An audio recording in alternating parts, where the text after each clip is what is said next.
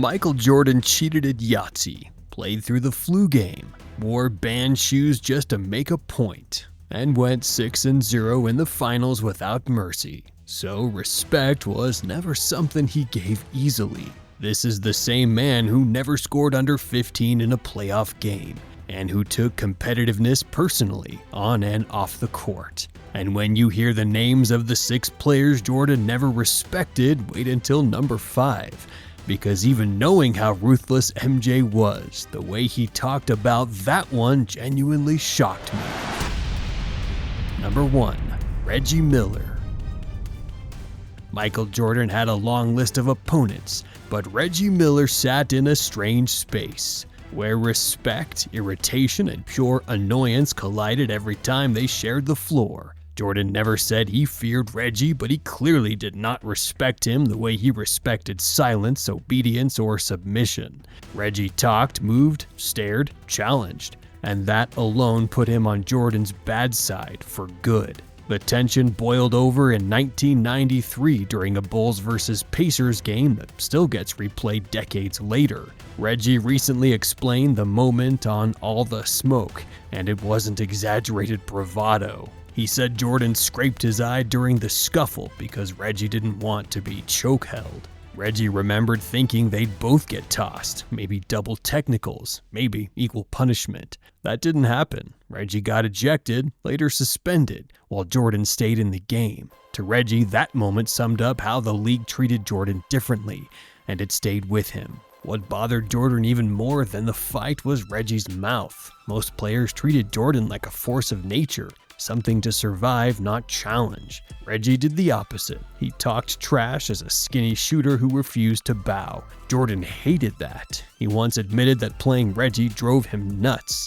And that statement alone says everything about their dynamic. Reggie never feared him, and Jordan noticed. Reggie has always been honest about the emotional whiplash of that rivalry. He said he loved Jordan, respected him deeply, but also hated him. That was not exaggeration. They crossed paths 56 times, including playoff battles where Jordan usually won. That imbalance fueled resentment and obsession on both sides, and it never cooled during their careers. The truth about their relationship is simple and uncomfortable. Jordan didn't respect Reggie in the traditional sense because Reggie refused to stay in his lane. Jordan respected dominance, titles, and control. Reggie represented irritation. He represented noise. He represented someone who believed he belonged on the same floor without permission.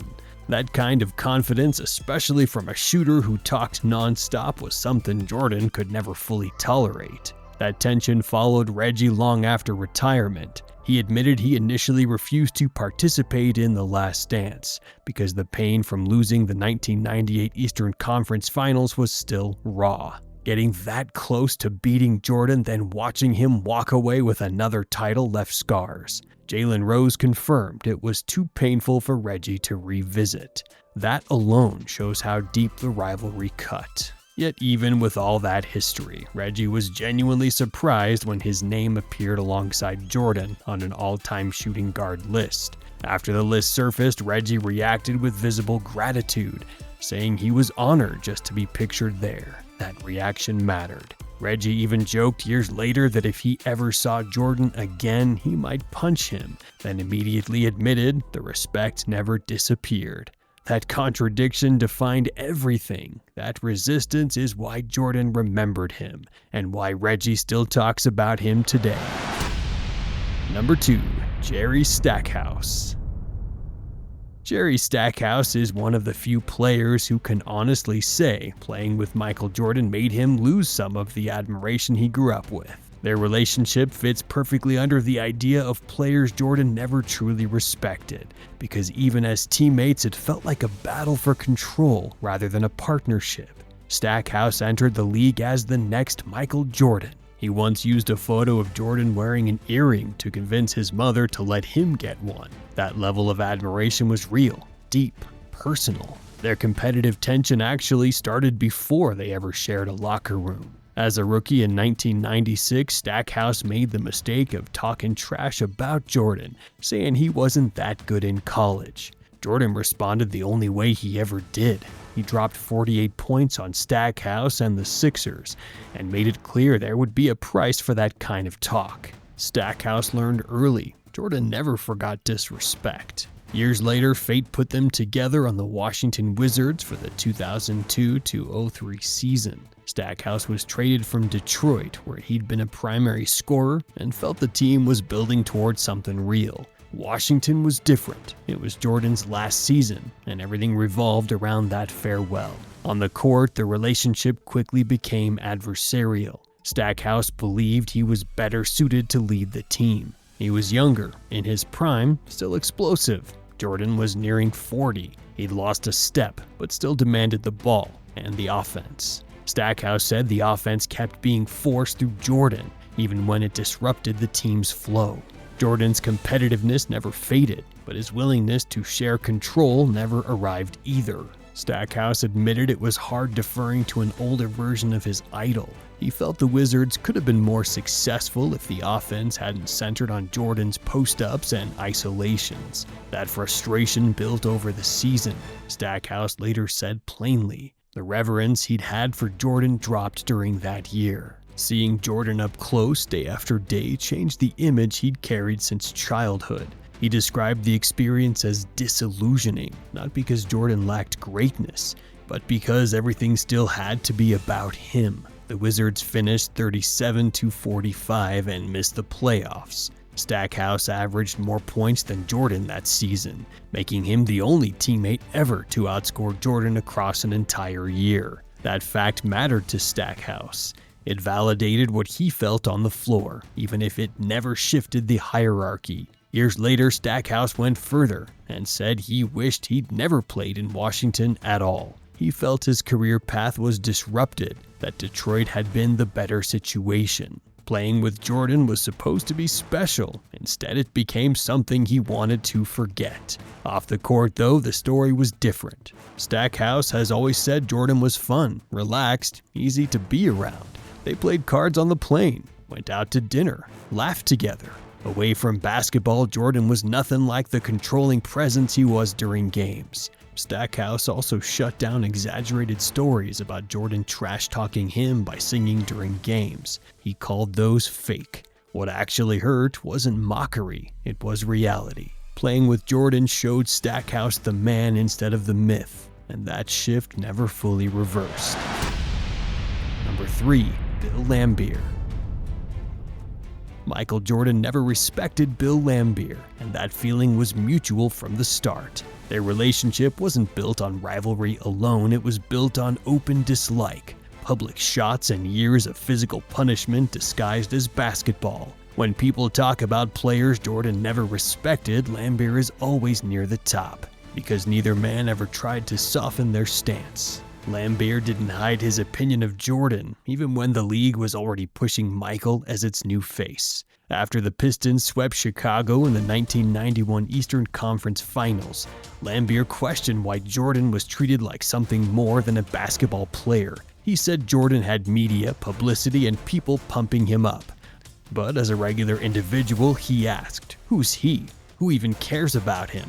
That line wasn't trash talk, it was Laimbeer challenging the idea that greatness on the court automatically meant moral authority off it. Jordan took offense, not just to the words, but to everything Laimbeer represented. The bad boy Pistons made it their mission to knock Chicago out every year, and Laimbeer was the tone setter. Detroit followed the Jordan rules, hit him every time he drove, made every series miserable. Jordan respected toughness, but he didn't respect what he believed was reckless intent. That difference mattered. During the 1987 playoffs, Laimbeer's flagrant foul on Larry Bird became a league-wide talking point. Bird said Laimbeer was trying to hurt people, not just send a message. Jordan publicly backed Bird. He criticized Laimbeer, saying that kind of foul could leave someone injured for life. For Jordan, that crossed a line. He understood hard fouls, but he believed Laimbeer went beyond competition into danger. The hatred only grew when Detroit finally lost its grip. In the 1991 Eastern Conference Finals, Chicago swept the Pistons. With seconds left in Game 4, Laimbeer, Isaiah Thomas, and the rest of Detroit walked off the floor without shaking hands. Jordan never forgot it. He saw it as disrespect, especially because he'd shaken hands after previous playoff losses to Detroit. Years later, he still called them out for it. Laimbeer never apologized. He said he had no regrets about how the bad boys handled Jordan and the Bulls. He believed Chicago spent years complaining to the media, calling the Pistons dirty, calling them bad people. From Laimbeer's point of view, they were just winning games. When they lost, he didn't feel obligated to congratulate a team he thought spent more time whining than fighting. What made their dynamic interesting is that Laimbeer never denied Jordan's skill. He had a problem with the myth. He thought Jordan's flaws were ignored, while Detroit's were magnified. That belief stayed with him long after retirement. When asked about the greatest player ever, Laimbeer picked LeBron James over Jordan. He said LeBron involved teammates from day one, and that Jordan had to learn that later. It was another indirect jab, framed as analysis. Jordan, on the other hand, never softened his view on Laimbeer. He grouped him with players who played without concern for safety. He saw Laimbeer as someone who tried to hurt opponents, and then justified it as winning basketball. That is why respect never came. This wasn't a misunderstanding or a single incident. It was years of bruises, quotes, walk-offs, and opposing worldviews. Number 4. Gary Payton. Michael Jordan never liked Gary Payton the way people assume, and their relationship proves it. This was not a friendly rivalry. It was two loud competitors, trying to establish dominance every single time they shared a court. Payton came into the league already talking. In the 1990 preseason, the rookie dropped 19 points while Jordan mostly sat, and Payton made sure everyone heard about it. He talked trash to B.J. Armstrong, stared down the Bulls bench, and even ran his mouth at Jordan. He thought he had arrived. Jordan remembered everything. When the regular season matchup came, Jordan refused to shake Payton's hand and told Armstrong, "Leave the effing rookie to me." Jordan scored 33 points. Payton scored 0, picked up fouls fast, and sat most of the night. Near the end, Jordan walked to the Sonics bench and told him, "This is the real S. Welcome to the NBA, little fella." That moment set the tone for their entire relationship. Payton never stopped talking after that. He became the loudest defensive guard in the league and backed it up with real production. From 1994 to 2002, he made All-NBA and All-Defensive First Team every year. He won Defensive Player of the Year in 1996, the only point guard to ever do it. He built his identity on defense, pressure, and non-stop trash talk. Jordan built his on scoring, control, and finishing arguments with buckets. Their rivalry peaked in the 1996 NBA Finals. Seattle finally reached the finals and faced a Bulls team that had won 72 games. For the first 3 games, George Karl did not put Payton on Jordan full time. Jordan averaged 31 points per game and Chicago went up 3-0. Once Payton became the primary defender in Game 4, things changed. Jordan's shooting dropped to 36.7% over the final 3 games, and his scoring fell to about 23.7 points per game. Seattle won 2 straight games, and Payton made sure everyone knew he believed his defense mattered. Years later, The Last Dance reopened the debate. Payton said he wore Jordan down. Jordan laughed. He said the media made it a splash, turned it into something bigger than it was. According to Jordan, Payton getting the ball out of his hands was the only real effect. Once Jordan caught it, he said he always felt like he had the advantage. That laugh said everything about how Jordan viewed Payton's impact. Payton never backed off his stance. He said Jordan's trash talk never bothered him. According to Payton, Jordan couldn't say anything that would outdo him. He even said Larry Bird's trash talk was far more vicious. Bird told you exactly what he was about to do and then did it. Jordan talked, but Payton felt it was manageable. That comment alone explains why Jordan never fully respected him. Jordan expected opponents to feel him. Payton treated it like mutual noise. Jordan also viewed Payton as part of a dying breed. In later years, he talked about how the league changed, how guards like the glove no longer existed. Bigger spacing, softer rules, and less accountability changed perimeter defense. Jordan respected defense, but he did not respect the idea that Peyton's style could control him. He believed the matchup narrative was driven by media hunger, not reality. Their relationship stayed tense but professional. They battled, they talked, they never softened the edges. That gap in perception is why respect never fully formed. Peyton wanted acknowledgement, Jordan believed results already answered everything. Number 5. Isaiah Thomas. Michael Jordan and Isaiah Thomas shared one of the most hostile relationships in NBA history, built on playoff wars, personal slights, and grudges that never faded. The tension began early, during Jordan's rookie season at the 1985 All-Star Game. Jordan believed he was frozen out by the veteran Eastern Conference players, and Isaiah Thomas was seen as the leader of that group. Thomas was denied organizing anything, but Jordan accepted the story as fact and carried it with him. From that point on, Jordan viewed Isaiah as someone who tried to humble him instead of competing straight up. Things escalated once Detroit became Chicago's main roadblock. Thomas's Pistons built the Jordan rules, a defensive system designed to hit Jordan every time he attacked the paint. The idea was simple: knock him down, make him uncomfortable, and wear him out over a series. It worked. Detroit eliminated Chicago in 1988, 89, and 90. Jordan didn't see this as tough basketball, he saw it as intentional punishment, and he blames Thomas as the leader who signed off on it. The breaking point came in 1991. Chicago swept Detroit in the Eastern Conference Finals. With seconds left, Thomas and most of the Pistons walked off the floor without shaking hands. Jordan took it as open disrespect. The moment stuck with him for decades. Even in later interviews, he brought it up as proof of who Isaiah really was. Despite all of that, Jordan never denied Thomas's ability. He openly called Isaiah the second best point guard of all time, behind Magic Johnson. Jordan said, "I respect Isaiah's talent. To me, if the best point guard of all time is Magic Johnson, Isaiah is right behind him. No matter how much I hate him, I respect his game." That line summed up everything. Respect for skill, zero respect for character. The rivalry followed them into the Dream Team era. Thomas was left off the 1992 Olympic roster, despite being one of the best guards in the league with 2 championships. It later came out that Jordan told decision-makers he would not play if Isaiah was included. Jordan denied directly naming him, but admitted the team's chemistry was better without Thomas.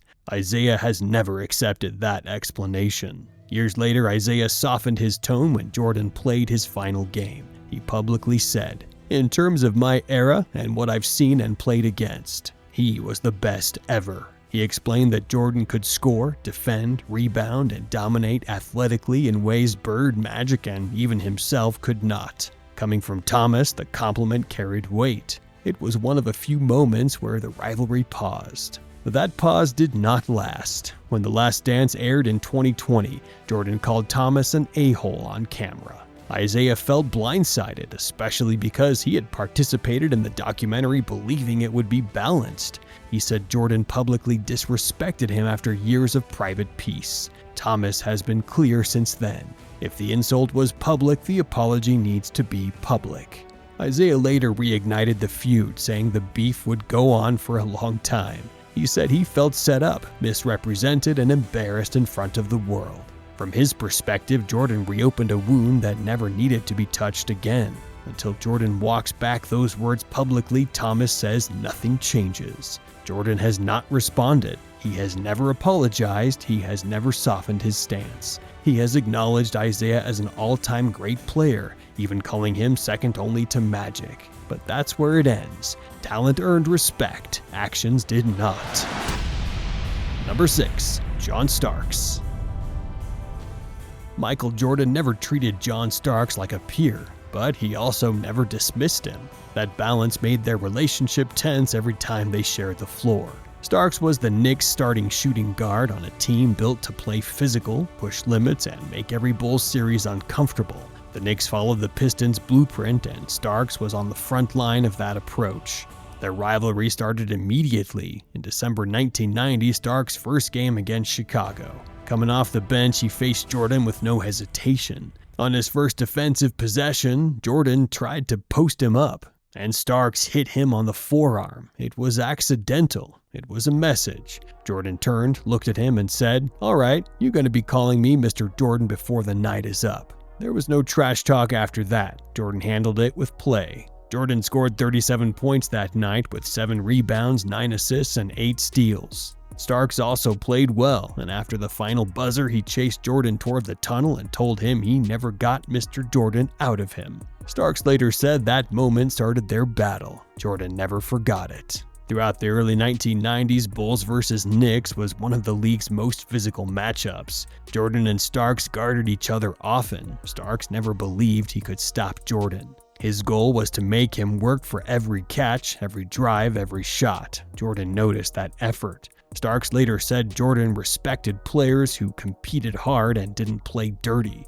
That's where the respect started and where it ended. Jordan was known for nonstop trash talk, but Starks said Jordan rarely talked to him. According to Starks, Jordan stayed quiet because once he got going, he took the game to another level. Starks knew better than to poke that switch. He said, "You don't want to get him wound up because Jordan already came ready, and extra motivation only made things worse." The Knicks faced the Bulls in the playoffs 5 times during the 1990s. Chicago won every series. Each loss ended New York's championship hopes, and the frustration built year after year. Starks was part of all of it, guarding Jordan, taking hits, and answering back with effort instead of words. The most famous moment of their rivalry came in Game 2 of the 1993 Eastern Conference Finals, late in the fourth quarter at Madison Square Garden.